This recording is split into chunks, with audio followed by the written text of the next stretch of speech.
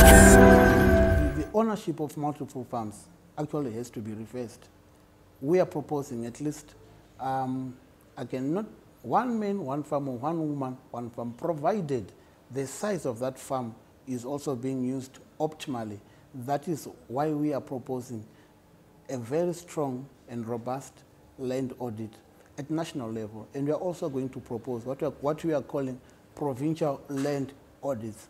Every province must be audited in terms of the land it has, in terms, or as far as the land is concerned. There's no reversing the land reform. But what we need is to make sure that the land is properly audited. We are proposing that national farms or commercial farms must be owned by the state. This will enable us to have sufficient food reserves within the country and at least have something for export. So we are saying we need to audit the land that is already there, reduce the land where reduction is needed, and recapacitate where recapacitation is also required.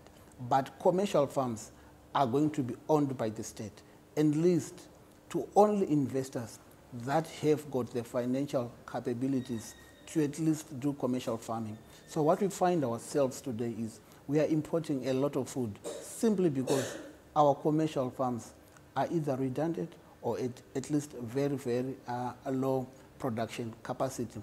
And that has to be changed by the new government. We cannot continue on this trajectory. The issue of infrastructure development. Under our manifesto, we have what we are calling national priority infrastructure development. And then we have got provincial infrastructure development. What we are proposing is that in order to move the nation forward, again, a holistic approach is required. Already, we have got revenues that we are collecting. And if we can channel those funds to the construction and the rehabilitation of roads, just as an example, that is why we are saying, if you get strategic partners, and I want to propose, like I said, Israel. If you have got your big companies coming in, then you force them to subcontract to local suppliers. And if our youth have got companies, they will be easily contracted as subcontractors in the rehabilitation of roads.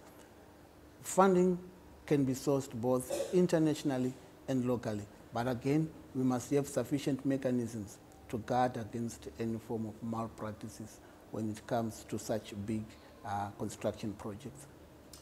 For these and other stories, visit our website www.263chat.com. Follow us on Twitter @263chat and like our Facebook page 263chat.